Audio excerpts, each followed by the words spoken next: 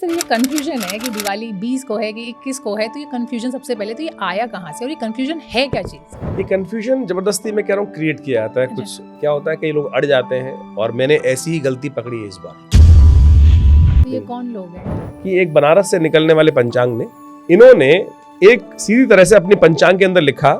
मैं आपको बता सकता हूँ गलती कहाँ हुई है, आप समझ सकते हैं पूरी तरह से, पूरे संसार को समझना चाहिए। बनारस का सूर्योदय आप सब देख सकते हैं, 5:26 पर सूर्यास्त हो रहा है और ये पंचांग जो बनारस का निकलता है, यहाँ ये मैंने हाईलाइट किया है, ये दिखा रहा है 5:40 सूर्योदय कितने बजे हो रहा है उस दिन। ये पंचांग उस दिन लिख रहा है, उसकी वजह से क्या हुआ, सूर्य स्पष्ट गलत हो गया। बनारस में भी वो जो तिथि की आयु है 17:54 तक है और यही ये सारे पंचांग बता रहे हैं। तो उसके अंदर सीधी तरह से दिखाया जाता है अमावस्या रहेगी।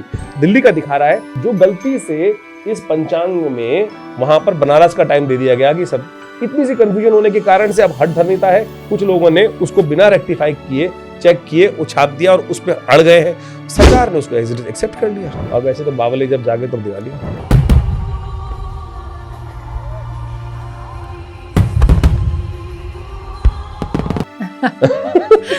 ये सही है। अब पंचांग भी बहुत तरह के होते हैं और क्या अंतर होता है? लेकिन पंचांग की गणना है कौन सी, तो फर्क कोई किस में दिखाई आएगा? दे रहा रीति है। रिवाज उसके करने के तरीके में फर्क किस में आएगा? बहुत सारी चीजें हैं कि कौन सा योग श्रेष्ठ है। कई लोग कहते हैं एक ही डेट क्यों नहीं है। करवा चौथ का एग्जाम्पल लीजिए कि हमारे अमेरिका में करवा चौथ कब मनाए। इस बार की दिवाली पे कुछ खास योग बन रहा है, अब वो खास योग क्या है? दीपावली के समय में 49 दिन के लिए वो ऐसा योग बना के लाने वाले हैं, बड़े श्रेष्ठ माने जाते हैं। जितने धनाढ्य व्यक्ति आप मान के चलें। तो आप बताइए कि सही समय क्या होगा और पूजा में कुछ खास क्या करें, किस तरह से पूजा करें कि जो आपका फल बेहतर मिल पाए? वास कैसे करेगी भगवती, वो भूल जाते हैं। क्या आपने महालक्ष्मी को शैया दी? आमतौर पर कमल के पुष्प बहुत महंगे हो जाते हैं इन दिनों में, उसका भी रास्ता बता देते हैं हमको। आपको किसी ने कहा कि आरती नहीं करनी चाहिए लक्ष्मी जी की।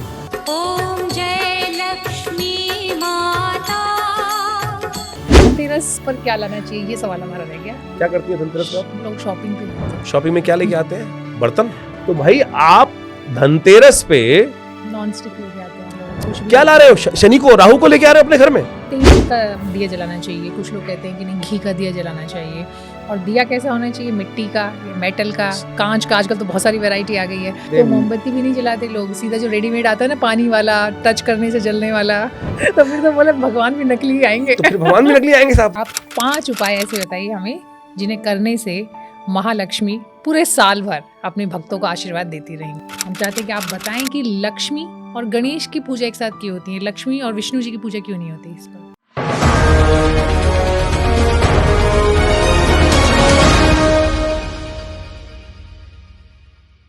दिवाली कब है, 20 को या फिर 21 को? कोई कहता है 20 को, कोई कहता है 21 को। बड़ा कन्फ्यूजन है, तो हमें लगा क्यों ना इस कन्फ्यूजन को दूर किया जाए।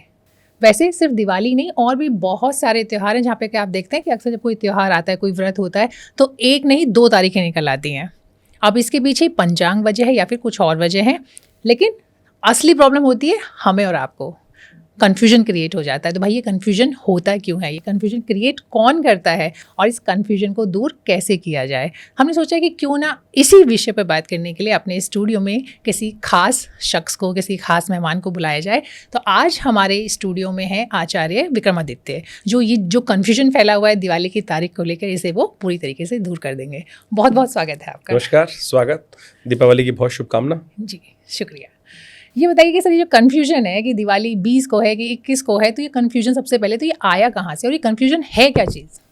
ये कन्फ्यूजन जबरदस्ती मैं कह रहा हूँ क्रिएट किया जाता है। कुछ अपने अपने मनोमस्तिष्क के अनुसार से कुछ लोग हैं, क्योंकि पहले विचार हो जाना चाहिए। इतना बड़ा देश है, व्यवस्थाएं हैं, तो व्यवस्थाओं के अनुसार चलना चाहिए।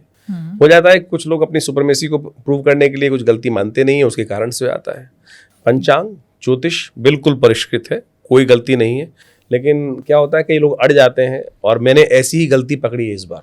अच्छा, इस बार ऐसी गलती पकड़ी है और मैंने उसको सब लोगों को अवगत कराने का प्रयास किया। बाई चांस बहुत सालों से गलती चल रही थी जी। और मैंने, देखिए, प्रत्यक्षम किम प्रमाणम, एक बात समझ के चलना चाहिए। गलती कहाँ हुई है वो भी हम बताएंगे आपको।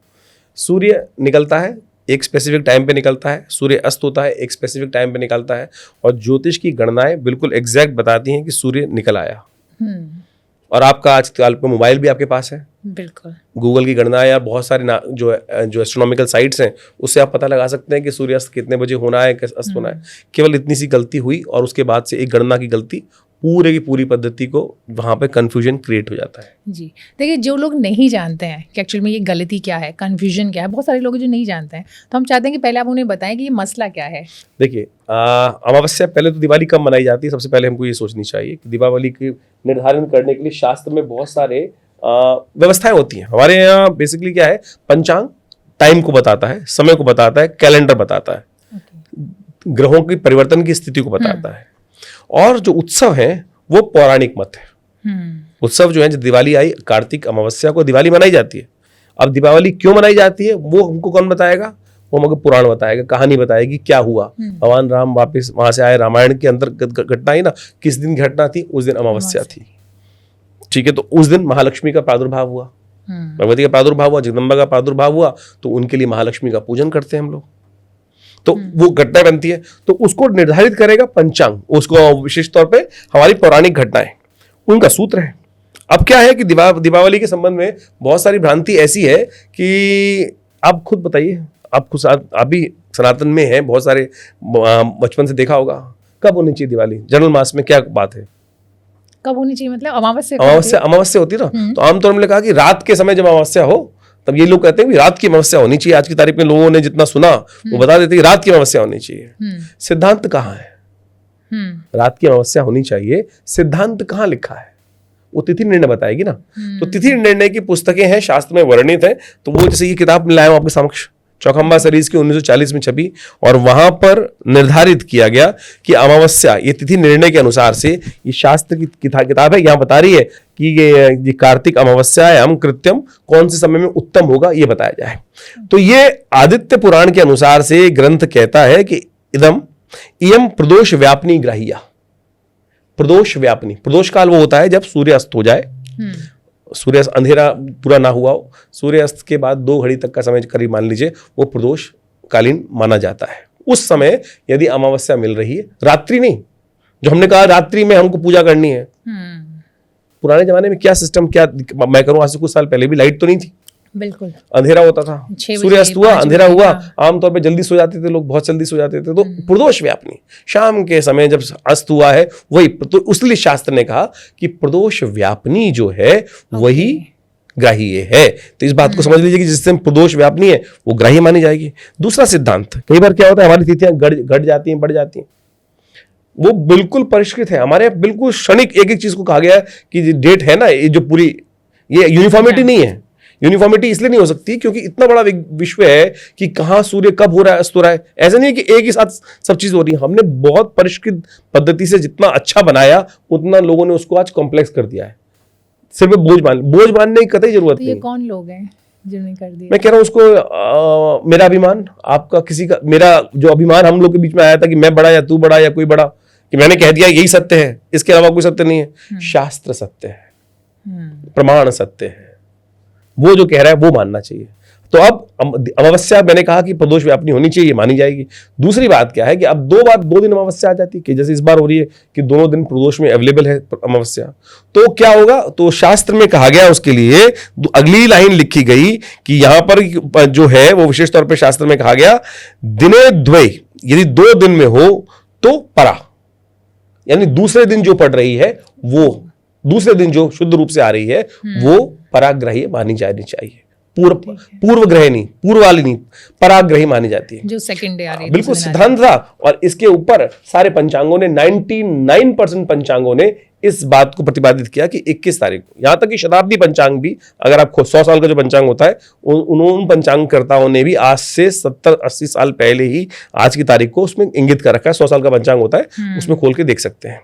अब दिक्कत हुई यहां पर कि एक बनारस से निकलने वाले पंचांग ने कुछ अपनी सूर्य गणना, पंचांग 2 पद्धति से बनते हैं, एक सूर्य गणना से, और जिसको सूर्य सिद्धांत बोला जाता है, दूसरा एक केतकी गणित से बोला जाता है। तो बनारस के एक पंचांग ने, जिसका ये नाम है, इन्होंने एक सीधी तरह से अपने पंचांग के अंदर लिखा कि, मैं आपको बता सकता हूं गलती कहां हुई है, आप समझ सकते हैं पूरी तरह से, पूरे संसार को समझना चाहिए। बनारस का सूर्योदय आप सब देख सकते हैं। आज कोई बहुत बड़ा उसके लिए करना नहीं है, मोबाइल में जाइए, देखते हैं। बनारस 21 तारीख को बनारस में सूर्य उदय कितने बजे हो रहा है और सूर्य अस्त कितने बजे, सूर्य अस्त देख लीजिए पहले। सनसेट 21 तारीख को, 21 अक्टूबर को 2025 में कब हो रहा है? 5:26 पर। 5:26 पर सूर्यास्त हो रहा है। और ये पंचांग जो बनारस का निकलता है, यहाँ ये मैंने हाईलाइट किया है, ये दिखा रहा है 5:40 मिनट। सूर्योदय कितने बजे हो रहा है उस दिन? 6 बजे। 6 बजे सूर्योदय। ये पंचांग उस दिन लिख रहा है कि 6:20 पर सूर्योदय हो रहा है। अब सूर्योदय की कैलकुलेशन जो गलत उन्होंने ली, उन्होंने उसको किसी तौर पे, उसकी वजह से क्या हुआ, सूर्य स्पष्ट गलत हो गया। सूर्य स्पष्ट गलत होने की वजह से जब चंद्र स्पष्ट में से सूर्य स्पष्ट को घटाएंगे तो उसमें क्या होगा, उससे तिथि की आयु निकलेगी। तो उन्होंने वो तिथि की आयु दिखा दी कि भाई तिथि जो है वो करीब करीब 2 बजे समाप्त हो गई। एक्चुअलिटी यदि आप देखें उस गणना को, यदि सूर्य की गणनाओं को ठीक निकालेंगे, जैसे सनसेट जैसे आपने 5:26 पे कहा, उसको निकालेंगे तो वो गणना निकल कर आती है कि जो तिथि की आयु है वो रहेगी 17:54 तक। ये हमने जो कैलकुलेशन करके निकाला वो निकला 17:54 तक। यानी जो 2 बजे कह रहे हैं बनारस में भी, वो जो तिथि की आयु है 17:54 तक है। जब सूर्यास्त कितने बजे हो रहा है? 17:26 पर। तो प्रदोष व्यापनी है। और यही ये सारे पंचांग बता रहे हैं। यदि हम दिल्ली के ये पंचांग देखें तो ये भी यही गणना कह रहे हैं कि भाई अगर दिल्ली के पंचांग को हम या किसी भी और पंचांगों को निकाल के देखें तो उसके अंदर सीधी तरह से दिखाया जाता है कि 21 तारीख को यानी यहां 17:54 तक अमावस्या रहेगी। सूर्यास्त जो दिल्ली का हम यदि हम देखें तो दिल्ली का दिखा रहा है 17:42, 17:40 के आसपास दिल्ली में सूर्यास्त हो रहा है। जो गलती से इस पंचांग में वहां पर बनारस का टाइम दे दिया गया कि 17:40 पर बनारस में अस्त हो रहा है। इतनी सी कंफ्यूजन होने के कारण से अब हठ धर्मिता है, कुछ लोगों ने उसको बिना रेक्टिफाई किए, चेक किए, उछाप दिया और उस पर अड़ गए हैं। सरकार ने उसको एक्सेप्ट कर लिया, जो सरकार कैलेंडर है उन्होंने सरकारी छुट्टी घोषित कर दी। मेरा धर्म, मेरा स्वीकार, मेरा जो प्रार्थना का योग है तो उसको खराब ना करें हठ धर्मिता के कारण से। तो हम सबको, मैंने अब पूरा इस सिद्धांत को आपके समक्ष रखा है। तो 21 तारीख को प्रदोष ग्राह्य पूरे भारत के अंदर। कई लोग कहते हैं कि भाई बनारस से दिल्ली में टाइम फर्क आ जाता है, तो मैंने दिल्ली का पंचांग दिखा दिया। दिल्ली से अभी है तो आगे तक, यानी अगर आप गुजरात के अंतिम भारत के कोने तक चले जाएं, पाकिस्तान तक चले जाएं, तो वहां तक भी जो 21 तारीख जो असम से लेकर पूरे भारत के लिए, संपूर्ण भारत के लिए अंदर प्रदोष व्यापनी है, प्रदोष स्पर्श करती हुई उदय तिथि है, 21 तारीख को मनाने में बिल्कुल शास्त्र सम्मत है, कोई दिक्कत नहीं है। इससे आगे मैं अब किसी को बहस का तो कोई इलाज नहीं जी। देखिए हमारे भारतीय संस्कृति में एक बात और कही गई है कि हमारे यहाँ हर त्योहार में, जैसे दीपावली में कहा जाता है कि पहले पितृ पूजा बाद में देव पूजा। तो हमारे अब शास्त्र विधान है कि दोपहर में अपने पितरों के श्राद्ध करें और शाम को पूजन करें। तो बड़ी श्रद्धा से है, कोई कंफ्यूजन नहीं है। मैंने आपको एक एक चीज क्लियर करके बताई है। अब कोई कहे कि मैं सूर्य सिद्धांत का प्रतिपादन करता हूं, चाहे केतकी सिद्धांत का प्रतिपादन करता हूं, सामने तो प्रत्यक्षम किम प्रमाणम, सामने दिखाई देना चाहिए। तो आप बता रहे हैं कि 21 तारीख को ही बिल्कुल शास्त्रोक्त है, कोई दिक्कत नहीं है। और वैसे तो बावली जब जागे तो दिवाली ये सही है। तो दिवाली तो हर रोज बना सकते हैं, बिल्कुल आनंद की बात है। परमात्मा मुहूर्त तो हर रोज बनता है, तो लेकिन शास्त्र की विधि के अनुसार से, विज्ञान की दृष्टिकोण से, ज्योतिष विज्ञान की दृष्टिकोण से हमने आपको एक चीज सिद्धांतिक तौर पर समझाई। राइट। अच्छा, ये चूंकि आप बात कर रहे हैं पंचांग की, तो ऑफकोर्स ये जितने भी हम लोग बात कर रहे हैं, जो भी ये कंट्रोवर्सी है या जो भी कंफ्यूजन है, कुछ भी कह सकते हैं, तो वो उसके पीछे कहीं ना कहीं पंचांग है। अब पंचांग भी बहुत तरह के होते हैं, अलग अलग क्षेत्र का अलग अलग। तो हम चाहते हैं कि आप थोड़ा सा हमें डिटेल में बताएं कि ये पंचांग कितनी तरह के होते हैं और क्या अंतर होता है। नहीं, पंचांग तो हजारों पंचांग निकलते हैं, बहुत अलग अलग हर क्षेत्र के हिसाब से पंचांग निकलते हैं। लेकिन पंचांग की गणनाएं कौन सी हैं? एक सूर्य विज्ञान के अनुसार चलती हैं, ठीक है, सूर्य गणित के अनुसार चलती हैं। वो बनारस उसको आर्ष पद्धति से मानता है और बिल्कुल परिष्कृत है उनकी पद्धति और बिल्कुल ठीक है। लेकिन कुछ गलतियां कई बार होने के कारण से, लेकिन हम कहेंगे किसी पद्धति से चले तो, लेकिन प्रत्यक्ष आकाशीय मंडल में जो घटनाएं घट रही हैं वो सामने दिखनी चाहिए।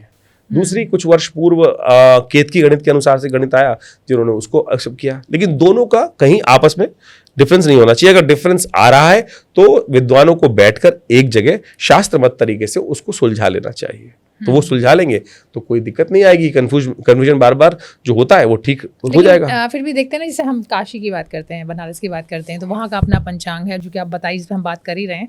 फिर बिहार की बात करते हैं तो वहाँ का अपना पंचांग है। दिल्ली की बात आप कर रहे हैं तो वहाँ पर, तो फिर उसमें कई बार जो कोई तिथि है या कोई खास अवसर है उस पर फिर एक सम्मत होना मुश्किल हो जाता है किसी किसी वजह से। तो क्या मतलब, मैं वही जानना चाहती हूँ कि आप ये बताइए। मैंने कहा गणनाएं तो बिल्कुल एक आनी चाहिए, गणनाएं बरक नहीं हो सकती। मैंने कहा सूर्य उदय एक टाइम पर है तो वो एक टाइम पर ही होगा। अगर ग्रह तारा तो फर्क कोई किस में दिखाई आएगा? दे रहा रीति है, रिवाज उसके करने के तरीके में फर्क किस में आएगा? देखिए परंपराओं का फर्क हो सकता है कि सपोज ऐसा मान के चलें कि कोई आचार्य मत, हमारे यहाँ भाई बहुत सारे मत है अलग अलग, किसी ने किस मत को देखा, कोई उदय व्यापनी ले रहे हैं, कोई अलग व्यापनी ले रहे हैं, तो उनके मत अलग, उनके आचार्यों के मत अलग हो सकते हैं। जैसे बहुत सारी चीजें हैं कि कौन सा योग श्रेष्ठ है। वैसे वैष्णव मत एक अलग है, शैव मत एक अलग है, अलग अलग संप्रदाय, शाक्त मत अलग है। तो हमको उनके आचार्यों के मत, आपके आचार्य जो कह रहे हैं उनके अनुसार आपको चलने का प्रयास करना चाहिए। वहां कोई दुविधा नहीं है। पहले क्या होता, क्षेत्र छोटे होते थे, वहां का आचार्य ने बोला कि भाई उससे आपसे मान ली जाती थी। लेकिन अब क्या है कि बहुत सारा व्यापक क्षेत्र हो गया, हम फंस जाते हैं। सपोज मैं कहूंगा एक एग्जाम्पल दे देते हैं आपको और उसको अच्छे से समझ सकते हैं इसको पूरे। कई लोग कहते हैं एक ही डेट क्यों नहीं है, कई लोग कहते हैं ना, जैसे करवा चौथ का एग्जांपल ले लीजिए जी। इस बार करवा चौथ कब की पड़ रही है? 10 अक्टूबर की। हाँ। 10 अक्टूबर की पड़ रही है भारत में। मेरे को भी कुछ दिन पहले फोन आया हमारे मित्र का अमेरिका से कि हमारे अमेरिका में करवा चौथ कब मना है। हमने पंचांग को निकालने के बाद गणनाएं देखी, वहां 10 तारीख को चतुर्थी है ही नहीं। 9 तारीख को शाम तक, अगले दिन सुबह तक चतुर्थी क्षय हो गई। तो चतुर्थी, अब तिथि जो है वो विशेष तौर पे गणनाओं के अनुसार से निकालकर पौराणिक मत को देखते हुए, तो जब करवा चौथ तब मनेगी जब शाम को चतुर्थी में जब चंद्रमा का दर्शन हमको हो। तो वहां वो 9 तारीख की पड़ रही है, तो उसको कंफ्यूजन क्लियर करने की जरूरत है। ज्ञान ही इन जो भेद है उनको ठीक कर सकता है। सही ज्ञान, सिद्धांत, सूत्र, और सूत्रों को बताने का तरीका जो शास्त्र है वो होगा। कई बार हम शास्त्र को समझते नहीं, पढ़ते नहीं, हमने इतना पढ़ लिया। जैसे आप दिवाली के संबंध में जनरल भ्रांति ये रह गई है कि रात्रि व्यापनी। मैंने आपके समक्ष ये सूत्र दे दिया, शास्त्र निकालिए। मैं निर्णय सिंधु भी निकाल कर देखा, सब कहीं रात्रि व्यापनी नहीं है। अगर रात्रि व्यापनी किसी को करनी है तो वो मुहूर्त विशेष है। जैसे किसी को तंत्र की उपासना करनी है, हमारे यहाँ कहा गया है कि शिव की उपासना शिवरात्रि, दीपावली महारात्रि है। दीपावली महारात्रि और रात्रि में मध्याह्न रात्रि के समय, दीपावली के समय में भगवान शिव की उपासना तंत्र सिद्धि के लिए श्रेष्ठ है। तो तंत्र सिद्धि में मना क्या है, वो उनके लिए है, वो उस हिसाब से मुहूर्त निकाल के कर सकते हैं। लेकिन जनमानस के लिए जब दीपावली का उत्सव है, दीपोत्सव जो है वो प्रदोषकालीन है और वो मिल रही है, तो कोई निषेध नहीं। इस बार की दिवाली पे कुछ खास योग बन रहा है, और वो खास योग क्या है? इस बार की दिवाली इसलिए खास है क्योंकि बृहस्पति महाराज लॉटरी खोलने वाले हैं। ओह, बृहस्पति उच्च के होने जा रहे हैं। दीपावली के समय में 49 दिन के लिए वो ऐसा योग बना के लाने वाले हैं, बृहस्पति उच्च के, कर्क के। एक अब्दुल रहीम खान खाना एक ज्योतिषी हुए हैं, उन्होंने लिखा है यदा मुश्तरी कर्कटे व कमाने यदा चश्मखोरा जमी आसमाने। मुश्तरी यानी बृहस्पति कर्क के बड़े श्रेष्ठ माने जाते हैं। जितने धनाढ्य व्यक्ति आप मान के चलें, उन सब की कुंडलियों में बृहस्पति बहुत बढ़िया तरीके से कुंडली में योग बनाता होगा। इस बार दिवाली से पहले बृहस्पति उच्च होने जा रहे हैं और ये पूरे विश्व में जितना भी एक वातावरण है उसको बदल के रख देंगे। आप ये मान के चलें कि बृहस्पति का परिवर्तन दिवाली से पूर्व होना एक लॉटरी जगाने वाली स्थिति कर सकता है, ज्ञान का उदय कर सकता है। अब किसी के लिए अच्छा, किसी के खिलाफ, लेकिन मेजोरिटी है जो हमने जो देखा, हमने उसके ऊपर पूरी विवेचना अपने चैनल पे भी उपस्थित करी है, राशि के अनुसार से भी, क्योंकि राशि के अनुसार समझना लोगों को आसान हो जाता है। तो हमको ऐसा दिखाई देता है कि बृहस्पति का उच्च होना करीब करीब 90% लोगों के लिए एक बहुत फ्रूटफुल रहने वाला है, बहुत जबरदस्त भाग्योदय के योग बना, भाग्य उदय होने के योग बना के ला रहा है। तो इसीलिए इस बार की 2025 की जो दिवाली है बहुत शानदार तरीके से योग बना के आती दिखाई दे रही। साथ में बुध और शुक्र का स्थान परिवर्तन योग बन रहा है, वो भी बहुत जबरदस्त तरीके से योग बना रहा है। तो ऐसे में ये दिवाली के खास मुहूर्त जो है, यदि सही समय में भगवान की आराधना कर ली जाए, तो जिसको कहा जाता है लक्ष्मी आपके घर में वास करेंगी वो भी सिद्धांत शास्त्र में वर्णित है, यदि उनको कर लें तो बहुत अच्छा होगा। अभी आपने सही समय का जो कि जिक्र छेड़ दिया, तो आप बताइए कि सही समय क्या होगा और पूजा में कुछ खास क्या करें, किस तरह से पूजा करें कि जो आपका फल बेहतर मिल पाए। देखिए, मुहूर्त तो सबसे विशेष है। मुहूर्त में अगर आप मान के चले, एक पुरानी कहावत थी, लोहा गर्म है चोट मार दो, और वो क्या होगा कि सही जगह है, सही समय पर सही उपयोग, मुहूर्त यही है। सही समय पर सही चीज यदि कर ली जाए तो वो वारे न्यारे बिल्कुल सटीक काम कर देती है। दीपावली का मुहूर्त, प्रदोष व्यापनी जो मुहूर्त होता है, वो ऐसा ही मुहूर्त है कि उस समय में भगवान प्रदोष काल, प्रदोष दोष रहित काल जिसको कहा जाता है, उस समय कहा जाता है कि भगवान शंकर पार्वती जी के साथ संसार का भ्रमण करते हैं और जो उनकी आराधना करते मिलते हैं उनको साक्षात आशीर्वाद मिल जाता है। सबसे श्रेष्ठ काल कहा जाता है। हमारे यहाँ तो यहाँ तक आ गए, प्रदोष काल में पढ़ना लिखना भी नहीं है, खाना भी नहीं है, केवल प्रभु की आराधना करने का वो काल माना जाता है। तो इसलिए इस प्रदोष काल में, व्यापनी में, जो भगवती महालक्ष्मी गणेश जी के साथ में उनकी आराधना करेगा और साथ में रात्रि में भगवती महालक्ष्मी को शैया प्रदान करेगा। शैया प्रदान करेगा कैसे? हम चाहते हैं कि भगवती हमारे यहाँ आमतौर पर हमेशा जब हमने पूजा करी, पूजा करने के बाद क्या होता है, हमने पहले आवाहन करते हैं। आवाहन करने के बाद पंडित जी आमतौर पर विसर्जन भी कराते हैं। महालक्ष्मी का विसर्जन नहीं कराया जाता। आमतौर पर लोग भूल जाते हैं, पूजा करी, आरती उतारी और उसके बाद अपने खेल में चले गए, कई प्रकार के और चीजों में चले गए, और उसके बाद खाना पीना खाया, भोग लगा दिया, सब कुछ जो भी हुआ। लेकिन भगवान वास कैसे करेगी भगवती, वो भूल जाते हैं। हम चाहते हैं ना कि लक्ष्मी मैया हमारे घर में वास करना। वास करने के लिए क्या होता है, आप एक अपने घर में वास करते हैं, होटल में जाते हैं रहने के लिए, आपको रूम मिलता है, बेड मिलता है, शैया मिलती है। क्या आपने महालक्ष्मी को शैया दी? वो शैया कैसे देती हैं? भगवती विराजमान होती है कमल के पुष्पों पर। तो कहा जाता है कि पूजा के अंत में भगवती को एक कमल के पुष्पों की, कमल जो है वो कमल के पुष्पों की थाली में सजाकर माँ भगवती के सामने अनन्य श्रद्धा के साथ वो प्लेट रखें, पुष्पों की सजी हुई थाली जो है, कि माँ भगवती अब यहाँ घर में ही वास करना। तो ये बहुत एक वास करने, अगर कमल के पुष्प नहीं मिल रहे हैं, आमतौर पर कमल के पुष्प बहुत महंगे हो जाते हैं इन दिनों में, उसका भी रास्ता बता देते हैं हमको, आपको, कि उसका भी रास्ता बहुत बढ़िया है। कमल गट्टे, कमल गट्टे जो मखाने होते हैं ना, कमल गट्टों से बनते हैं मखाने, जिनको भाड़ में भूज के बने जाते हैं, वो पुष्पी हैं कमल के। तो उनको भगवती को पूरे प्लेट में सजाकर, खील पताशे रखकर माँ भगवती को बड़ी श्रद्धा के साथ वो अर्पित करने का प्रयास करें, और अद्भुत रूप से आपके लिए मनोकामना सिद्धि का योग बनेगा। तो ये ध्यान रखना। एक बात और यहाँ पर, पिछली बार बड़ा तथाकथित कुछ महाविद्वान लोगों ने एक बात फैला दी थी इस देश के अंदर और पूरे विश्व में। आज ही मेरे पास एक मैसेज आया किसी हमारे भक्त का बाहर से, कि हम आरती ना करें भगवती की। अच्छा। किसी ने कहा कि आरती नहीं करनी चाहिए लक्ष्मी जी की, आरती करने का भगवती चली जाती है। आरती आवाहन है, पूजा पद्धति है, आरती नहीं करोगे। आरती किस लिए की जाती है पता है? आपने भी शादी करी थी, शादी करते वक्त जब दूल्हा आता है तो क्या किया जाता है, उसका स्वागत कैसे किया जाता है? आरती उतारी जाती है ना, आरती उतारी जाती है। किस लिए उतारते हैं आरती? आरती क्या होता है? वो स्वागत ही, नजर उतारी जाती है। अच्छा, हाँ। शादी में जब दूल्हा आ रहा है, पता नहीं किस किस की नजर उसको लगी है, हम आरती कर कर स्वागत तो करते ही, परंपरा तो है, लेकिन उसकी नजर उतारते हैं कि कहीं किसी को कहीं नजर लग गई हो। तो वो क्या है, वो हमारे घर में वास करने का तरीका है। पता नहीं लोगों ने कहां कर दिया। आरती पूजा के 16 उपचारों में से, 16 पूजा की जो है ना, पंचोपचार, षोडशोपचार, राज्योपचार, 64 उपचार, अनेक अनेक प्रकार की पूजा है। तो उसके अंदर से एक पद्धति आरती। अगर आरती नहीं करोगे, लोगों ने इतना बुरा हाल किया, पता नहीं आजकल सोशल मीडिया में जो है, और वो उनका क्या बेस है। हाँ, सोशल मीडिया में तो खैर सोशल मीडिया में कुछ भी कर देते हैं। बिल्कुल। और तो और मुझे समझ में नहीं आती है कि सोशल मीडिया में स्थिति कर देते हैं कि दिवाली के दिन जुआ जरूर खेलना चाहिए। नहीं खेलना चाहिए। जुआ शास्त्र प्रमाणित कर सकता है क्या? शास्त्र किसी गलत चीज को प्रमाणित कर सकता है? अगर जुए से ही कुछ सब कुछ प्राप्त होना होता तो भगवान महाभारत का युद्ध न लड़वाते। महाभारत का युद्ध, महाभारत का उल्टा ये कहा जाता है कि जुए की वजह से युद्ध हुआ। भगवान ने मना किया। भगवान ने, अगर मुझे बताइए, कई लोग कथावाचक के तौर पर ऐसी इतनी भ्रांति बात बोल देते हैं, वो समझने की आवश्यकता है। उन्होंने कहा कि द्रौपदी ने एक कहानी सुनाते हुए, यावत ना अलग अलग है। तो उन्होंने एक कथावाचक ने सुनाते सुनाते यहाँ बोल दिया कि द्रौपदी जी ने कहा कि आपने हमारे पति को हरवा दिया। तो उन द्रौपदी जी को कहानी सुनाते हुए उन्होंने कथावाचक ने एक बात कर दी कि उधर से मामा जी ने शकुनी मामा को पकड़ा दिए गए थे पासे कि यहाँ तुम्हारे पांडव जो तुम्हारे पति जो थे अगर मेरे हाथ में पासे पकड़ा देते तो मुझसे कौन जीत पाता। अरे कहाँ लिखा है शास्त्र में, कहाँ वर्णित है ये कथा?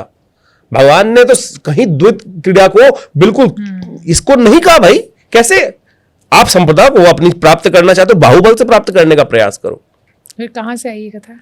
ये तथाकथित तौर पर घेलमेल। आप शास्त्र को अशास्त्रीय बातें के साथ जोड़ने के साथ उनको फिर शास्त्र को भ्रमित आप पढ़ें। जब तक स्वाध्याय नहीं होगा ना, मैंने कहा अभी जब कार्यक्रम के आरंभ में कि भाई रात्रिकालीन कहां बात की गई, मैंने शास्त्र का प्रमाण दिया। तो आप जो भी कोई बता रहा है तो उससे कम से कम ये पूछें भैया शास्त्र में कहां प्रमाणित है।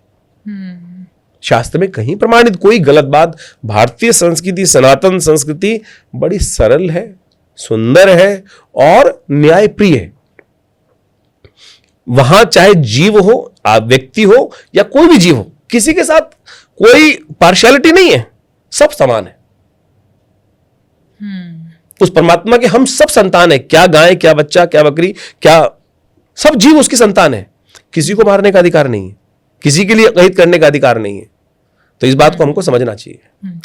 देखिए आचार्य जी, 2-3 चीजें तो आपने बहुत अच्छी बताई, खासकर जो आपने बताया कि भगवती को आपको वास देना है, जो सबसे अहम है और शायद इस पर ज़्यादा बात कभी हुई नहीं है। लेकिन फिर भी हम चाहते हैं कुछ पूजा का कुछ और विधान, कोई और तरीका जो आप बताएं कि सही ये चीज़ करनी चाहिए तो आपका फल बेहतर मिलेगा या फलदायी ज़्यादा होगी आपकी पूजा। देखिए दीपावली जो है ना, वो केवल एक दिन का उत्सव नहीं है जी। दीपावली 5 दिन का उत्सव है और आपकी संपूर्ण परेशानियों को दूर करने का रास्ता दीपावली देती है। कैसे? दीपावली कब से शुरू होती है? धनतेरस से। बिल्कुल। और धनतेरस को आपने क्या बना दिया आज की तारीख में? क्या करती है धनतेरस को आप? लोग शॉपिंग पे जाते हैं। शॉपिंग में क्या लेके आते हैं? बर्तन। आमतौर पे लोग आज की तारीख में क्या ना, धनतेरस में भैया बर्तन जरूर लाने, बर्तन जरूर लाने, कुछ भी लाओ। क्योंकि सोना चांदी तो अफोर्ड कर नहीं सकते थे, इसलिए लोग बर्तन ले आते हैं। बर्तन ले आते हैं, झाड़ू लाते हैं, बर्तन लाते हैं। 2 चीज आमतौर पे लोग बहुत सारी चीज इस प्रकार की लाने की बात करते हैं। मतलब कहाँ से क्या क्या चीज जुड़ी है, इस बात को हमें समझना चाहिए। पुराने जमाने में बर्तन लाने की परंपरा कैसे हुई? घर में लक्ष्मी लानी चाहिए। पुराने जमाने में जो हमारे बर्तन होते थे, ये भारत जो था ना देश, क्या था? सोने की चिड़िया कही जाती ना, मैं कह रहा हूं सोने का शेर था। ओके। इतनी धन संपदा हमारे पास थी। आक्रांता इस देश में आए और सब लूटने का प्रयास किया। बिल्कुल। सब लूट के लेके गए। तो यानी हमारे यहाँ सोने की संपदा कितनी रही होगी। हमारे बर्तन सोने, चांदी और समस्त धातुओं के होते थे, लोहे के नहीं होते थे। हर धातु में एक देवता का वास कहा जाता है। आज की तारीख में, पुराने जमाने में तो सोना चांदी इसलिए लाने की बात करती थी कि लक्ष्मी का प्रतीक है, लक्ष्मी जी लेके आते थे आप। अब लोहे के बर्तन लेके आ रहे हो आप, क्या है वो? शनि का प्रतीक है। तो भाई आप धनतेरस पे नॉन स्टिक लेके आते हैं लोग, कुछ भी क्या ला रहे हो? शनि को, राहु को लेके आ रहे हो अपने घर में। आप सोचो ना, आपने दीपावली पर सुंदर रूप में, संस्कृति इतनी सुंदर, और आपने कहा पैसे बचाने के लिए, पैसे बचाने के लिए आप जहर लेके आओगे। गलती किसकी? मेरे अज्ञान की। ज्ञान की नहीं है गलती, ज्ञान तो मैंने लेना चाहा ही नहीं। मैं ज्ञान ले रहा हूं आज मीडिया, सोशल मीडिया से मैं ज्ञान ले रहा हूं जिसके फॉलोअर बढ़ गए साहब। और उसने एक कहानी बना दी कि भैया वो शराब पीने से पहले भी वो क्या करते हैं, जो बड़ी विचित्र स्थिति है कि मैं तो डूबा ही डूबा, परमात्मा तेरे को भी लेके डूबूंगा। परमात्मा को भी नहीं बख्शा। तो क्या है वो, मैंने कई बार एक बार देखी कि वो कोई इस प्रकार का मीडिया चला रहा था कि शराब लेके भी पीते हैं तो पहली एक बूंद लेकर वो भगवान को डाल देते हैं, पृथ्वी देवता को डाल देते हैं वो। अरे क्या बकवास है भाई, तुम डूब ही रहे हो। तो आप शराब, मतलब ये स्थिति है आज सोशल मीडिया पे। और वो कह रहे, वो मैंने देखा वीडियो के अंदर, वो मोहतरमा जो भी थी, वो इस प्रकार के लोग कह रहे थे कि भैया वो डालने से क्या होता है कि शुक्र जाग जाता है। बहुत ही खतरनाक है। शुक्र है क्या, पहले ये तो समझ लो। शुक्र राक्षस है क्या? शुक्र, आपको अगर शुक्र मजबूत करना है, मैं सीधे बताता हूं आपको, शुक्र का शराब से मतलब क्या? शुक्र समृद्धि का मालिक है और हमारे यहां समृद्धि गाय से चलती थी। जिसके पास जितनी ज्यादा गौधन वो उतना ज्यादा बढ़िया। इसलिए शुक्र यदि किसी का मजबूत हो तो गाय का दूध, गाय का अगर आपको शुक्र मजबूत करना है तो केवल एक ही चीज ठीक कर लेना, गाय का दूध पीना शुरू कर दो। गाय का दूध पीना शुरू कर दो। गाय का, जिसका भाग्य खराब है ना, जिसका शुक्र सबसे खराब है, वही होगा जो गाय के दूध को, आप सोचो समृद्धि, शास्त्र की बात को हमने समझा कब, तो ये बातें हमें समझनी पड़ेंगी। तो मैंने कहा दीपावली का उत्सव जो आरंभ होता है वो होता है धनतेरस से, और धनतेरस के दिन हम लक्ष्मी की पूजा करते हैं। एक बात और बताऊं आपको, हमारे यहाँ अभी मेरे इससे पहले एक पॉडकास्ट में गया था किसी के पास, तो उन्होंने पूछा मुझसे कि लक्ष्मी जी खड़ी होनी चाहिए या बैठी होनी चाहिए, और कुलावे मिलाते हुए लोगों ने कह दिया घर में जो है वो लक्ष्मी बैठी हुई पूजा बैठाओ, और ऑफिस में जो खड़ी लक्ष्मी होती हैं अच्छी होती हैं। मैं कहूंगा वैष्णो देवी गए होंगे आप? बिल्कुल। वहां भगवती की मूर्ति है या पिंडी है? पिंडी है ना। तो मूर्ति पूजा तो माध्यम है, पिंडी प्रतीकात्मक है। हमारे यहाँ यंत्र के रूप में उनकी प्रतिष्ठा की जाती है, और यंत्र प्रतिष्ठा के साथ में चांदी का सिद्ध श्री यंत्र बनाकर, आमतौर पर चांदी का श्री यंत्र तो लोग लाएंगे नहीं, लाते नहीं है, या तांबे का जो भी साथ वो लाते नहीं है, सिक्का लगा देते हैं। चांदी का सिक्का लगाया। आजकल चांदी का सिक्का कौन सा मिलता है? गोल होता है ना, यंत्र होता है चकोर।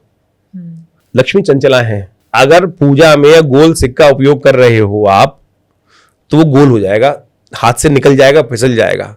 इसलिए यंत्र को चकोर स्थिति में रखा जाता था। पुराने जमाने में सिक्के भी चलते थे तो चकोर जो स्थिति चलती थी वो चकोर। आप पुराने जमाने के हमारे ऋषि मुनियों ने हर चीज को, पद्धतियों को बहुत परिष्कृत ढंग से रखा। अब तो भेड़ चाल आ गई। अमेरिका ने बनाए गोल सिक्के तो वो सब दुनिया में सिक्के वो उस हिसाब से चलने शुरू हो गए। तो आप समझे कि मैं आपको इस बात को हमको समझना चाहिए कि हर चीज को कहीं ना कहीं, तो आप इस बात की भ्रांति में ना फटे। और अब उस चक्कर में स्थिति ऐसी हो गई है कि वो खड़ी लक्ष्मी और अपमान, अरे निकालो निकालो निकालो। एक लाला जी हमारे पास आए, बोले जी हमारे घर में वो खड़ी मूर्ति रखी है, उनको हम हटाना चाहते हैं। मैंने कहा छोड़ भैया, मेरे आश्रम में रख जा। मेरे आश्रम में रख जा भैया, तेरे को कोई देह में तो भगवान की तो कम से कम इस बात को करो। अरे परमात्मा ऐसा है, चाहे वैसा है, चाहे कैसा है, सब में परमात्मा का ही स्वरूप है। आपका भेद मनोमस्तिष्क क्या चला गया है कि हमने इसके अंदर तो मतलब सीधी सूंड वाले जो गणेश जी है वो शुभ है, और अरे भाई जैसा आपके माता पिता जैसे भी हैं वो आपके लिए पूजनीय है। बिल्कुल, इस बात को हमको ध्यान रखना चाहिए। तो कम से कम परमात्मा को तो इन सब चीज से तो आपको माफ कर दो। तो इस बात को ध्यान रखने का प्रयास करो। दीपावली में रंग में भंग ना डाले, बहम ना पालो। सबसे पहले बहम ना डालो। हमने हर चीज के अंदर सोशल मीडिया या किसी भी तथाकथित आचार्य या तथाकथित विद्वान के माध्यम से सबसे पहला काम जो गलत हुआ है ना, वो बहम पे किया जाता है।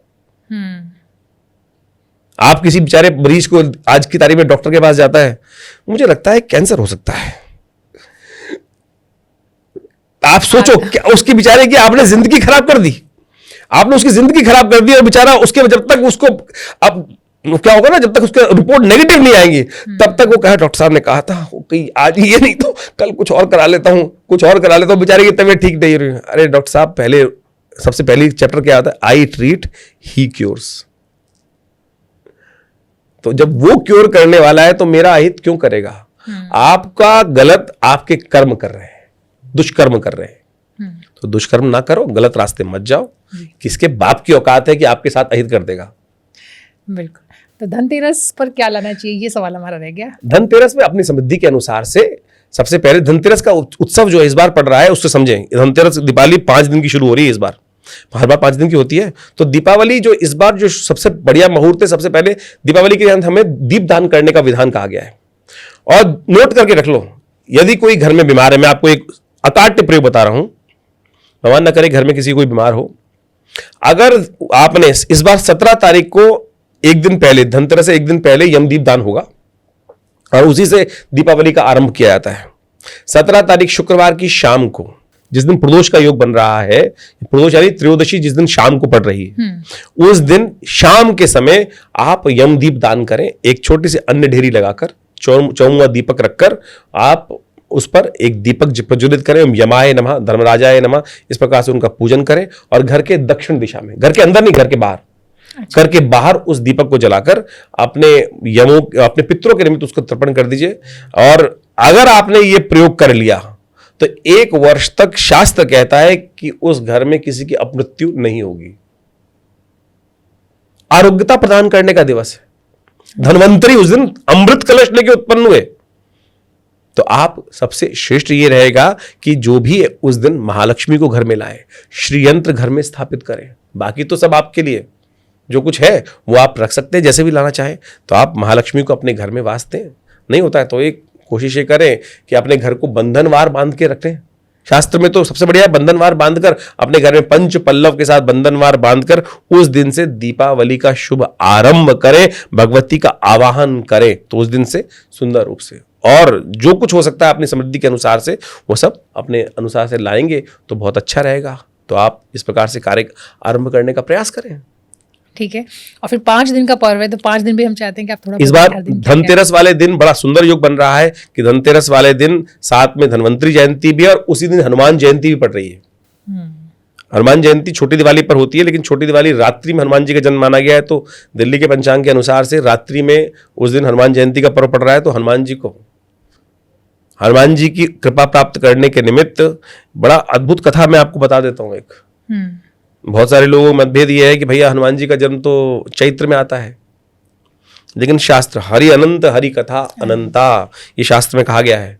कहा जाता है कि हनुमान जी को इस दिन भगवती ने आशीर्वाद प्रदान किया था, सिंदूर अर्पित दिया था। हनुमान जी ने जब कहा ना, भगवती ने हनुमान जी को कहा जाता है कि अपनी मोतियों की माला दी प्रसन्न होकर, आपने इतना बड़ा काम किया पुत्र। तो हनुमान जी उस मोतियों की माला को तोड़ तोड़ के देख रहे थे, भगवती की दी हुई माला को दांतों से तोड़कर, इसमें है क्या? राम है कि नहीं? भगवती को बड़ा विचित्र लगा, अरे हनुमान ये क्या कर रहे हो, मैंने दी हुई माला को तुम तोड़ रहे हो। बोले मैं देख रहा हूं राम कहां है इसमें। तब भगवती ने कहा राम, तो भगवती ने अपने माथे से सिंदूर उतार कर हनुमान जी जो हल्का सा भाग लेकर उसका हनुमान जी को दिया। और हनुमान जी ने उस दिन से हनुमान जी को चोला चढ़ाया जाता है, वही हनुमान जी का जन्म माना जाता है, राममय जन्म। तो उस दिन शनिवार के दिन योग पड़ रहा है, शनि से त्रस्त हो तो एक सिद्धांत बता देता हूं, हनुमान जी को रात्रि में जाकर हनुमान जी को चूरमे का भोग लगाना और सिंदूर अर्पित कर देना।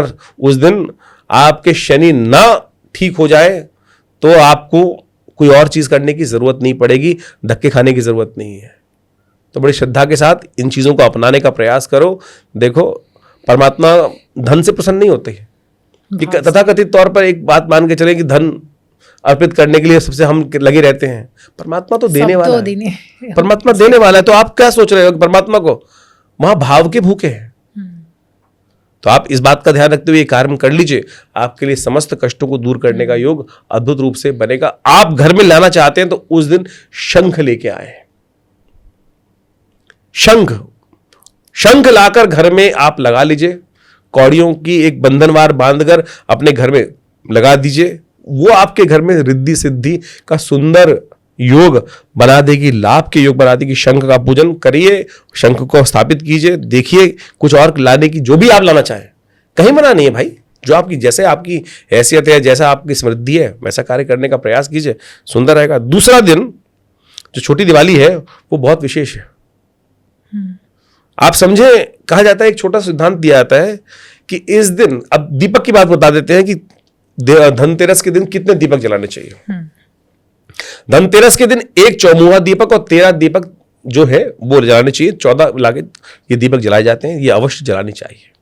एक यम दीपक होता है और 13 दीपक, वैसे तो 14 दीपक अवश्य, 1 चौमुहा दीपक जला के इस प्रकार से अवश्य धनतेरस के दिन जलाने चाहिए और पूरे घर को अच्छे से प्रकाशित करने का प्रयास करना चाहिए। छोटी दिवाली जिसको नरक चौदस कहा जाता है, रूप चौदस कहा जाता है, जिसके दिन कहा जाता है कि इस दिन 1 दीपक जो दान कर देता है, कार्तिक का महीना चल रहा है, कार्तिक के महीने में दीप दान का ही महत्व है। कहा जाता है कि जो 1 दीपक दान करता है उसको नरक का द्वार नहीं दिखता। हम सब किससे डरते हैं? नरक से डरते ना। नरक किससे प्राप्त होता है? हमारे कर्मों से प्राप्त होता है। और शास्त्र में हमारे ऋषि मुनि ने इतना सुंदर सिद्धांत दिया, नहीं चाहिए आपके पैसे, केवल एक दीपक उस दिन जला दे और मान ले, यकीन कर ले, शास्त्र के वाक्य के अनुसार से तेरे को नरक नहीं जाना पड़ेगा। लेकिन हमारी समस्या क्या है कि हम हैं कमिटेड ऑफेंडर्स जो हर रोज हमें कोई गलत काम करने ही है। तो वो हमारी समस्या है। तो दीपक दान से मतलब है दीपक प्रज्वलित करके लगाओ, जला दो बस, और सोच लो कि आज कल से मैं गलत काम नहीं करूंगा। तो शास्त्र ने इतनी सुंदर बात आपके लिए लिखी है जी कि भाई तू सोच ले आज से नहीं गलत काम करना मुझे। ठीक है, दिवाली तो फिर आपने बता दिया, 2-3 दिन तो दिवाली का हम पहले ही अब दीपावली का तो मेन उत्सव है ही है। उस दिन तो आनंद भाव से सुबह सुबह पितरों के निमित्त पूजन करें, रात्रि में महालक्ष्मी की उपासना करें, और मध्य रात्रि के समय शिव की उपासना करें, साथ में भैरव की उपासना करें। अनेक अनेक सिद्धांत हैं, ऐसी ऐसी अनेक अनेक मनोकामनाओं की। यदि शत्रु परेशान कर रहे हैं तो उसके लिए क्या करें, वो अलग अलग ऐसे जबरदस्त उपाय शास्त्र में वर्णित हैं कि उनका अकाट्य प्रयोग है।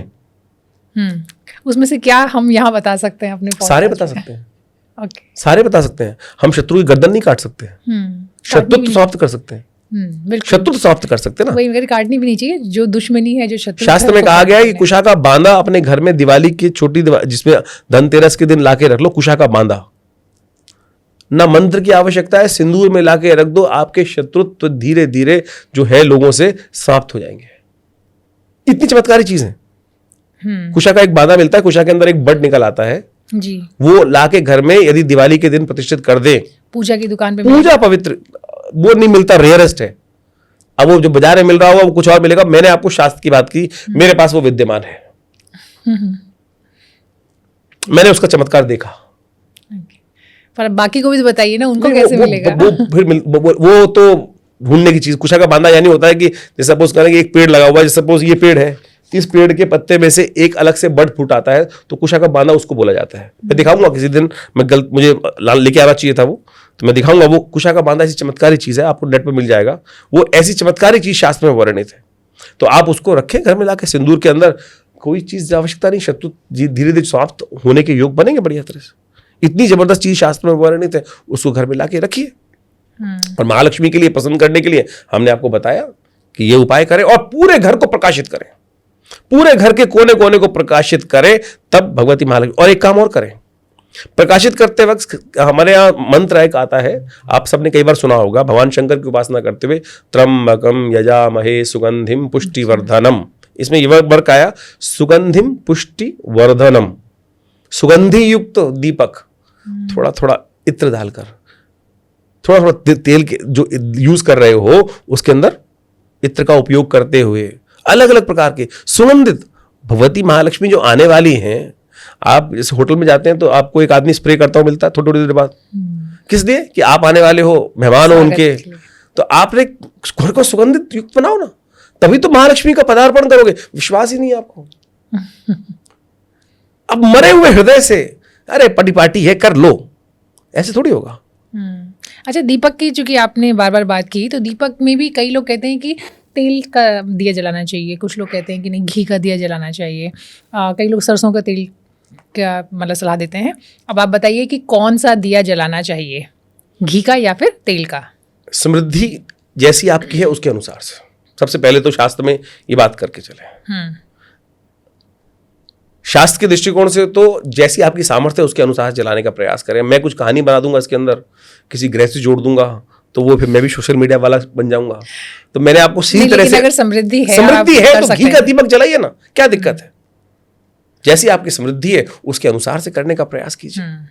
और दिया कैसा होना चाहिए, मिट्टी का या मेटल का, कांच का? आजकल तो बहुत सारी वैरायटी आ गई है, तो बेहतर दिया कौन सा है, मिट्टी का या फिर मेटल का? और मेटल में कौन सा मेटल? शास्त्र के दृष्टिकोण से तो अगर बात, ये सारे औषधीय हैं, ये सब औषधि हैं। कर्पूर पूरेण मनोहरेण स्वर्ण पात्रन संस्थित, यानी स्वर्ण पात्र में रखा हुआ कपूर जिस प्रकार से एक अलग एरोमा क्रिएट करेगा, मिट्टी के पात्र में रखा हुआ दीपक एक अलग प्रकार का एरोमा क्रिएट करेगा, उसी प्रकार से हर मेटल का एक अपना अपना एक प्रभाव है, उसको शास्त्र में वर्णित किया गया है। तो आप सबसे श्रेष्ठ है मिट्टी के दिए, ऑर्गेनिक है, और उसको जलाकर खूब रूप से, वैक्स तो ना जलाए, मोमबत्ती जलाने का आज की तारीख में जो रिवाज चल गया है, आप खुद साइंटिफिक पैरामीटर में जाके चेक कर सकते हैं। मोमबत्ती भी नहीं जलाते लोग, सीधा जो रेडीमेड आता है ना पानी वाला, टच करने से जलने वाला, ठीक है। तो वो क्या है कि जो पुष्प रहेंगे जो बिजली वाला जो चीज चलाएंगे वो वैसी रहेगी, और जो चीज शास्त्र में जो चीजें हैं उसको उन्हीं अनुसार से चलेगा। तो कोशिश ये करें जो शास्त्र में प्रमाणित चीजें हैं सुंदर रूप से, यज्ञ औषधि संपूर्ण है ना, तो उसमें अलग अलग प्रकार की औषधि चलाई जाती हैं, और यज्ञ में जो चीजें हम औषधि डालते हैं उनका अगर तगर नागर मुता बाल चढ़ छाड़ छबीला। एक दिन मैं एक जगह यज्ञ में पहुंचा किसी जगह पे, तो उन्होंने क्या कर रखा था, वो सारा का सारा आर्टिफिशियल चीज, यज्ञ भी हो रहा था तो वो कह रहे हैं भाई साहब धुआं होता है, तो हमने वो एक आज की तारीख में वो आर्टिफिशियल हवा चलने वाली चीज और उससे उड़ने वाली चीज, अग्नि की लपटें बनाकर तो फिर तो बोले भगवान भी नकली आएंगे। तो फिर भगवान भी नकली आएंगे साहब। तो क्या स्थिति, आप लोग सोचो ना क्या स्थिति करना चाह रहे हो, आपने उसका इम्पैक्ट ही भूल गए ना साहब। मैंने कहा अभी मैंने अगर तगर नागर मुता बाल चढ़ छाड़ छबीला, आपको पता होना चाहिए कि ये सब औषधियां जो है ये आपकी साधना, environment, they create an environment, आपकी साधना रथ, साधना में जाने के लिए वो रास्ता बनाती हैं। बिल्कुल। अगर बाह्य चीजें यूज करोगे तो फिर बाह्य ही काम होगा, उस परमात्मा को टच कहां कर पाओगे आप। तो आप बड़ी सिद्धि रूप से, समृद्धि रूप से चीजों को आर्टिफिशियल तौर पे नहीं, प्रैक्टिकल रूप में जितना सामर्थ्य उतना करने का प्रयास तो करो, तो बिल्कुल सही रूप से चीजें आपको प्राप्त होने की योग बनेगी। और खासतौर पे ध्यान रखना कि उस दिन महालक्ष्मी जी का पूजन जब करो तो साथ में अपने पितरों के निमित्त भी पूजन करना चाहिए। एक बात ध्यान रखना कि आमतौर में भारतीय संस्कृति में परंपरा थी कि हमारे यहाँ कोई भी शादी उत्सव कुछ भी हो रहा है तो हम अपने पितरों के लिए पहले थाली निकालते थे। और आप सत्य मानना ये प्रैक्टिकल चीज है कि अगर आप अपने पितरों के निमित्त थाली नहीं निकाल रहे हैं, घर के बड़े बूढ़ों को आशीर्वाद लेके नहीं आ रहे हैं, काहे की दिवाली। मैं बेचारों को, लोगों को, बहुत सारे लोग मेरे पास आते हैं, मैं देखता हूं फोन करके पूछ रहे होते हैं बेटा आया नहीं, फोन करा नहीं, इंतजार कर रहे हैं। ऐसी दिवाली ना मनाए। हम परमात्मा को प्रसन्न करने के लिए, महालक्ष्मी की उपासना करने के लिए पूजन कर रहे हैं, और घर के हमारे जो जिनसे हम उत्पन्न हुए हैं वो हमारा इंतजार कर रहे हैं, हमारी बाट जो रहे हैं। तो कोशिश ये करें जितने सामर्थ्य है कम से कम फोन ही कर लो, दूर बैठे हैं तो फोन, तो वो आशीर्वाद जो मिलेगा ना वो वास्तविक भगवान का आशीर्वाद है। तो इसको हमें समझने की आवश्यकता है। बिल्कुल। और बाकी सब लोग जो स्थिति मचा रहे हैं कि ये ले आओ इससे किस्मत जाग जाएगी, इसमें किस्मत जाग जाएगी, किस्मत जागेगी आशीर्वाद से, भूखे को रोटी खिलाने से, तब परमात्मा प्रसन्न होगा। जी। अच्छा, आपने 3 दिन की बात तो बताई कैसे पूजा करनी है, अब आ जाते हैं चौथे और 5वें दिन पर। जी हाँ जी। दिवाली के बाद जो आखिर जो चौथा दिन होता है वो होता है गोवर्धन का। गोवर्धन पूजा, भगवान के 56 भोगों की पूजा की जाती है, और भगवान को इतने रूप से, अनेक प्रकार से, उस दिन भारतीय संस्कृति के अनुसार से गोधन का पूजन करने का शास्त्र में नियम बताया गया, और अनेक प्रकार से गोवर्धन की पूजा शाम के समय अवश्य की जानी चाहिए। और उस दिन एक बात ध्यान रखें, उस दिन एक मुहूर्त बनता है। मैं आपको कोई भी इस पॉडकास्ट में ऐसी बात नहीं बताने वाला हूं कि जो कपोल कल्पित हो जी। ना, मेरा वो ट्रेंड है कि मैं उस तरह की बात बताता हूं। आमतौर पे दिवाली वाले दिन लोग जुआ खेलते हैं, कुछ खेलते हैं, वो खेलते हैं, और क्या होता है अगले दिन देर से उठते हैं। आपने बचपन से अपने माता पिता से एक बात सुनी होगी, अरे नए साल है जल्दी उठ जा, इस दिन जैसा होगा करेगा वैसा पूरे साल होगा तेरे साथ। वो मुहूर्त जो है ना वो 1 जनवरी को नहीं बनता, वो गोवर्धन वाले दिन बनता है। वो गोवर्धन वाले दिन बनता है कि जैसा करोगे, जैसा सोचोगे, वैसा आने वाले 365 दिन आपके साथ होने वाला है। तो वो मुहूर्त कार्तिक शुक्ल प्रतिपदा के दिन बनता है। तो भैया उस दिन जल्दी उठो, परमात्मा का, भगवान का स्नान का पूजन करो, भगवान कृष्ण का पूजन करो संपूर्ण रूप से, जिन्होंने पूरी तरह से अभिमान की तिलांजलि देकर इंद्र के अभिमान को ध्वस्त किया और प्रकृति की पूजा करनी आरंभ करी। तो प्रकृति के साथ जुड़कर कार्य करने का प्रयास करें, गौ का पूजन करें, गाय को पूज कर आए, स्वास्थ्य प्राप्त करने के निमित्त वो गौ की निधि है, ये करना चाहिए। भगवान के 56 भोग का व्यवस्था लगानी चाहिए और उसको सुंदर रूप से पूजन करने की प्रयास करना चाहिए। तो ये सिद्धांतिक बातें हैं, तो इसको अवश्य करने का प्रयास करें। आखिरी दिन जो है, गोवर्धन पे भी दिया जलाना चाहिए कि बिल्कुल दिया जलेगा। अभी मैं 3-4 दिन पहले टीवी पे था, और वहाँ एक महान विभूति ज्योतिषीगण बैठे थे। उन्होंने कहा कि उन्हें अड़ गए थे वो उसी बात पे कि नहीं नहीं नहीं नहीं नहीं, अमावस्या जो है दीपावली जो होनी चाहिए अमावस्या के दिन ही होनी चाहिए। और अमावस्या उन्होंने एक ऐसा सिद्धांत मुझे बड़ी सुंदर, मुझे हंसी भी आई, उन्होंने दिया कि अमावस्या यदि प्रतिपदा युक्त है तो दीपक नहीं जलाया जा सकता। उन्होंने एक सिद्धांत अपनी तरफ से, अब उनको अपनी बात सेट करनी थी। उन्होंने मैंने नहीं पूछा कहाँ से लाया, तो मैंने उनसे एक बात पूछी कि भैया कैलेंडर में प्रतिपदा तो आती होगी पहले, आज से 50-100 साल पहले लाइट तो थी नहीं, तो क्या प्रतिपदा के दिन दिया नहीं जलता था? तो दीपावली जैसे 5 दिन की होती है, चौथा दिन भगवान शंकर कृष्ण की उपासना करने के लिए सबसे श्रेष्ठ होता है, जो हमने आपको सिद्धांत बताया कि उस दिन अच्छी अच्छी बातें सोचो, अच्छे अच्छे रेजोल्यूशंस करो और अच्छे कार्य करने का प्रयास करो। यही सबसे बड़ा कार्य है। 5वां दिन भाई दूज का दिन। भाई दूज, इसका एक्चुअल नाम है यम द्वितीया। यम द्वितीया का मतलब होता है कि यमराज उस दिन अपनी बहन के घर गए थे और वो बहन थी यमुना जी। यमुना जी यमराज जी के दोनों भाई बहन हैं और वो हमेशा भगवान सूर्य के पुत्र पुत्री हैं यमराज जी। और कहा जाता है कि भगवान यमराज जी के समक्ष भगवती हमेशा कहती थी यमुना जी कि आप हमारे घर आए, भोजन करने कभी आए। तो उस दिन यमराज जी जाते हैं उनके यहाँ भोजन करने के लिए। शास्त्र में परंपरा बनाई गई, शास्त्र में रूल बनाया गया कि उस दिन भाइयों के यहाँ भोजन नहीं बनना चाहिए। उस दिन हर भाई को अपनी बहन के घर जाकर ही भोजन करना चाहिए। सामंजस्य, पारिवारिक सामंजस्य। हम छोटी छोटी बातों पे अहम को लेकर बैठ जाते हैं, परिवार टूट रहे हैं। सोचो हमारी सामाजिक व्यवस्था ने कितना सुंदर व्यवस्था बनाई कि बहन भाई को, आमतौर पर राखी के दिन क्या होती है, बहन ही जाएगी भाई के यहाँ। लेकिन सोचो और कैसी कि भाइयों को बहन के यहाँ खाना नहीं चाहिए। मैं शास्त्र की बात बता रहा हूं आपको, शास्त्र की बात। शास्त्र में कहा गया कि भाई को अपने घर में भोजन नहीं करना है, बहन के घर जाकर ही भोजन करने की परंपरा है। कि संबंध स्थापित करने की इतनी सुंदर व्यवस्था। कहा जाता है कि अपने समस्त कष्टों को दूर करने के लिए उस दिन शाम के समय एक टोटका बता रहा हूं, उपाय बता रहा हूं, बहुत जबरदस्त शास्त्रोक्त उपाय है कि आख का पत्ता लेकर उस पर दीपक रखें और उसके ऊपर जो है 5 पत्ते बेरी के एक के ऊपर ढेरी लगाकर और उसके ऊपर एक दिया रखने के बाद उसको किसी भी चलते पानी में छोड़ देना चाहिए। और साथ में जो है गन्ने का डंडा लेकर और उससे उस दीपक को पानी को हिलाकर आगे कर देना चाहिए। इससे कहा जाता है कि आपकी जितनी भी कष्टों की निवृत्ति का योग है वो बन जाएगा, जितने भी जीवन के कष्ट हैं वो दूर होने के योग बना लेंगे। तो यमदीप दान जो है, यमदीप दान से शुरू हुआ और अंतिम तक पितरों के निमित्त दान करने की ये दीपदान की व्यवस्था बन जाती है। लेकिन वास्तविक तौर पे आपके जितने भी कष्ट की निवृत्ति करने का योग ये छोटा सा उपाय बनाएगा। कहने की कथाएं बहुत हैं, हजारों कथाएं हैं, एक एक चीज़ पर इतना शास्त्र वर्णन है कि जिनको बताया जा सकता है।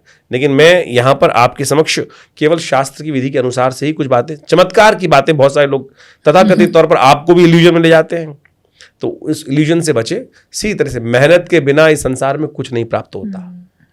कोशिश तो करनी ही पड़ेगी। मेहनत से प्राप्त होगा, चाहे वो परमात्मा की कृपा। मंत्र जब भी मेहनत है। मैं आपको मंत्र शास्त्र में बता सकता हूं कि जो चमत्कार करके दिखा सकते हैं। इन दीपावली के दिनों में श्री सूक्त वो मंत्र हैं जिसको महालक्ष्मी के कहा जाता है, जिनको ऋषि भृगु ने बनाया है।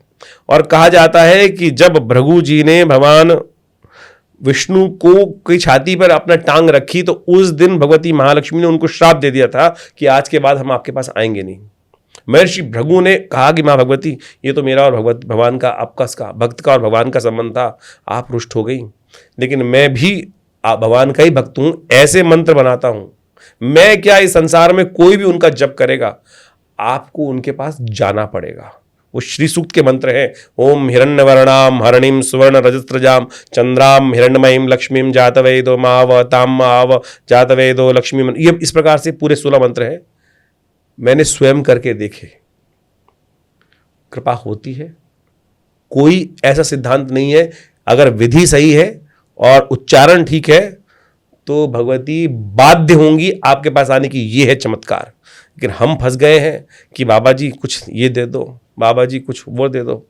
बाबा जी अपनी किस्मत जगाने पहले आपकी किस्मत बाद में जगाएंगे। चलिए, अब मंत्र तो आपने एक बताया, लेकिन अब आप 5 उपाय ऐसे बताइए हमें जिन्हें करने से महालक्ष्मी पूरे साल भर अपने भक्तों को आशीर्वाद देती रहेंगी। जी बिल्कुल। सबसे पहला काम तो आप अपने घर को रक्षा कवच प्रदान करें। अच्छा। ये दीपावली के दिन जो होते हैं, हम अपने घर को सजाते हैं बहुत बढ़िया तरीके से। सबसे पहला हमको अपने घर की रक्षा, जितना बढ़िया सजाओगे ना, जितना सुंदर बच्चा होगा उतनी ज्यादा उसको नजर लगेगी। बिल्कुल। और नजर लगती है तो क्या है, मैं साइंटिफिकली समझा सकता हूँ, आप एक से एपिसोड कीजिएगा, मैं साइंटिफिकली लाइट की पावर को आपको दिखा दूंगा कि कैसे वो नजर लगते ही लाइट भी बदल जाती है। इस पे तो पूरा एक पॉडकास्ट करेंगे आपके साथ, लेकिन अभी मैं आपको बताऊं तो नजर बिल्कुल सत्य है। तो सबसे पहले अपने घर को, अपनी समृद्धि को, अपने पूरे व्यवसाय को नजर से बचाने के लिए उस दिन विशेष तौर पर एक बार करने चाहिए। बंधनवार वो चीज है, शास्त्र पंच पल्लव के द्वारा बंधनवार यदि हम घर पे बांध दें, और उसके अंदर मोरपंख अवश्य उपयोग करना चाहिए। मोरपंख क्या क्या होना चाहिए? बंधनवार के अंदर पंच पल्लव, जो 5 पत्ते जिस प्रकार से होते हैं, अशोक के, बड़ के, पीपल के, आम के, और अच्छा, आमतौर पे तो एक ही का लोग, जैसे मान लो अगर आम का कर रहे हैं तो आम का ही पंच करते पल्लव हैं। कहे जाते हैं उसके अंदर। और एक पत्ता जरूर होना चाहिए सिरस का। सिरस एक पेड़ होता है, उसको यदि आपने घर के बाहर लगा दिया तो फिर कोई नजर, कोई नेगेटिव एनर्जी, आमतौर पे सिरस का पत्ता देसी गांव में बहुत सारे लोग टहनी तोड़ के लगा देते थे। सिरस एक पेड़ होता है जिसमें हरे रंग के पुष्प आते हैं, हरे रंग के पुष्प आते हैं, और उसको अगर आपने लगा दिया तो आपके घर का पूरी तो ना मंत्र, कोई मंत्र की जरूरत नहीं, मैंने मंत्र बताया नहीं। पेड़ मिलना मुश्किल है शहरों में, हर तो जगह कहाँ लगा होता मिलेगा? है, पहचान की जरूरत है। जाइए आज की तारीख में गूगल नेट पे जाइए, सिरस डाल दीजिए, you will easily search that, अब मिल जाएगा, आपको आराम से मिल जाएगा। सर्च कीजिए, फाइंड कर लेंगे आराम से, कोई ढूंढ लेंगे आप सिरस का। ये सबसे पहला काम। महालक्ष्मी को यदि प्रसन्न करना चाहते हैं तो हमने आपको सबसे बढ़िया उपाय बताया कि पूजन के बाद भगवती को शैया, कमल के पुष्पों की शैया प्रदान कर दीजिए। और नित्य प्रति, ये नहीं, अब सुनिए, वी आर ओकेजनल भक्त। आज की समस्या क्या है कि हम ओकेजनल भक्त हैं। राइट। हमने घर में भगवती को प्रतिष्ठा तो कर ली, दीपावली पंडित जी प्रतिष्ठा करा गए, अब हमने शैया भी दे दी। अब आपने घर में किसी को बुला लिया, खाने की व्यवस्था करोगे, रोज नहीं करोगे, पूजन की व्यवस्था करोगे कि नहीं करोगे? अब यू आर ओकेजनल भक्त भैया, तो उस दिन के बाद तो आप तो भूल गए, तो वो तो पाप होगा ना। हाँ, आपने भूखा रख दिया।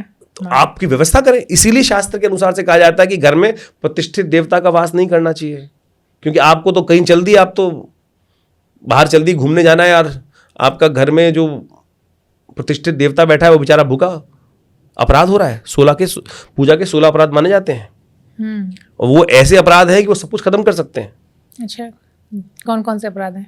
आपने मूर्ति को पीठ दिखा दी, आपने आरती कर रहे हैं, आप खड़े नहीं हुए, आपने अशुद्ध हाथों से मूर्ति को छू दी, ऐसे बहुत अपराध हैं, उनको आप सही से समझ लीजिएगा। वो हम अलग से एक, ये सब जो इतने विषय में बता रहा हूं, इन पे पूरा डिटेल डिस्कशन चाहिए। तो छोटी छोटी बातें हैं। तो मैंने आपको कहा कि आपने प्रतिष्ठा कर ली तो नित्य प्रति उनका पूजन करने की व्यवस्था है ना, अपनी सामर्थ्य के अनुसार से पूजा जितना कर सकते हैं, भोग लगाइए। रोज जो रोटी आप खा रहे हैं, कोई बहुत ज्यादा प्रपंच करने की जरूरत नहीं है, रोटी तो आप खा रहे हो ना, आप अर्पित करो, नित्य प्रति भगवान को समर्पित करने का प्रयास करो। तो वो चीजें जब तक नहीं करोगे तब तक वो नहीं है। आपने मुझे 5 उपाय पूछे, सबसे पहले आपको ये बता दिया। एक उपाय, सबसे बड़ा जो चीज हो सकती है कि आपकी प्रमोशन, समृद्धि, घर में आगे बढ़ने के रास्ते किस प्रकार से प्राप्त करने के योग बन सकते हैं। आप अपने घर में दीपावली के समय में अपने समस्त प्रोग्रेस के लिए दक्षिणावर्ती शंख, जिसको महालक्ष्मी शंख बोला जाता है, वो लाके प्रतिष्ठित कर लीजिए। दक्षिणावर्ती शंख, जिसको भगवती महालक्ष्मी की आकृति, एक तो सीधा होता है विष्णु शंख बोलते हैं, एक दक्षिणावर्ती शंख बोला जाता है, उसको लाके स्थापित करें। देखिएगा आपकी समृद्धि अद्भुत प्रकार से ग्रो करने के योग बनेंगे। ईर्ष्या को समाप्त करने के लिए हमने आपको बताया, कुशा का बांधा अपने घर में लाकर आप उसको रख दीजिए। आपकी धीरे धीरे जो ईर्ष्याएं जो आपके जीवन में चल रही हैं, नेगेटिविटी आपके घर में चल रही है, वो धीरे आपको दूर करने का अद्भुत योग बन जाएगा। सबसे बड़ा उपाय प्रकाश, दीपावली प्रकाश का उत्सव है। शुद्ध घी के दीपक, कम से कम 11 दीपक तो या 27 दीपक तो अवश्य जलाने का प्रयास करें। 27 की संख्या में दीपावली के दिन में रात्रि में अपने घर में दीपक जलाकर समस्त घर के कोने कोने को प्रकाशित करने का प्रयास करें और उसी से भगवती की उपासना करने के बाद, आरती उतारने के बाद, पूजन करने के बाद अपने माता पिता को साथ बिठाकर उनका आशीर्वाद देते हुए कार्य करने का प्रयास करें। देखिए, और सबसे बड़ा काम, गुस्सा मत कीजिएगा दिवाली वाले दिन। आमतौर पे घर में सबसे बड़ी समस्या होती है, कोई ना कोई एक आध रुष्ट करके बैठा होता है। तो सबसे पहले उनको प्रसन्न करने का प्रयास करें। दीपावली आप सबके लिए बहुत शुभ हो। क्या बात है। दिवाली की बात कर रहे हैं तो बहुत सारे लोग जानते भी, बहुत सारे लोग नहीं जानते हैं। हम चाहते हैं कि आप बताएं कि लक्ष्मी और गणेश की पूजा एक साथ क्यों होती है, लक्ष्मी और विष्णु जी की पूजा क्यों नहीं होती इस पर? नहीं, साथ में होती है दिवाली पर, लेकिन हाँ होती है। विष्णु लक्ष्मी जी की साथ में पूजा करने के साथ विष्णु जी की साथ में पूजा की जाती है, रखी जाती है, लेकिन ये परंपरा जो चल गई है वो विशेष तौर पर, हाँ मतलब वही मैं कह रही हूँ कि आम लोग जो है आमतौर पे वो नहीं करते हैं या उनको ज़्यादा जानकारी नहीं है इस बारे में। जिन लोगों को जानकारी है वो लोग करते हैं। सबसे पहले तो इस बात को समझें कि जो भगवती जो लक्ष्मी गणेश जी हैं वो विघ्नहर्ता है समस्त, क्योंकि गणेश जी की पूजा तो भगवान शंकर के आशीर्वाद से उनको प्राप्ति है कि किसी भी पूजन में गणेश जी की पूजा तो की ही जाएगी। एक्चुअली क्या है, उसी लिए गणेश जी की पूजा करने का स्थान है। दीपावली जो पर्व है वो महालक्ष्मी का पर्व है। अब महालक्ष्मी के पूजन की विधि जो है वो तो करनी है, लेकिन गणेश जी के पूजा के बिना तो विघ्न जो भगवान शंकर का आशीर्वाद है पूरा होगा ही नहीं। तो इसलिए वहां गणेश जी की स्थापना साथ में कर दी गई, इसलिए लक्ष्मी और गणेश की पूजा करने की बात कर दी। कोई और कथा नहीं जोड़ने की आवश्यकता है इस चीज के अंदर, सीधा सीधा सिद्धांत है, क्योंकि दीपावली जो है वो महालक्ष्मी का प्राकट्य उत्सव है। तो इसीलिए भगवती महालक्ष्मी का उस दिन पूजन करना है, लेकिन साथ में गणेश जी की पूजा के बिना वो कोई भी पूजा पूरी हो नहीं सकती है। तो इसलिए उस क्रिया को और कोई कुलावे शास्त्रार्थ में सीधा सीधा कथा मैंने आपके समक्ष रखी है इस बात को।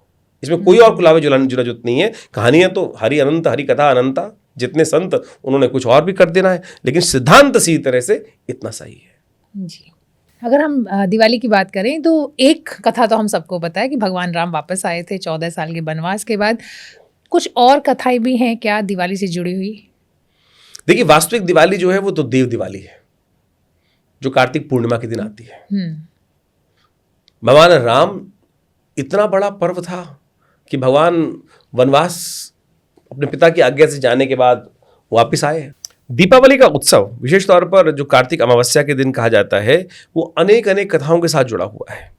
उस दिन भगवती का प्राकट्य उत्सव भी माना जाता है और भगवती स्वयं प्राकट्य हुई, इसलिए उनकी, अब सोचें कि एक बात समझें कि भगवान राम से पहले दीपावली नहीं मनती थी क्या? दीपोत्सव जो था, महालक्ष्मी का पूजन तो उससे पहले ही अनादिकाल से मनाया जाता है।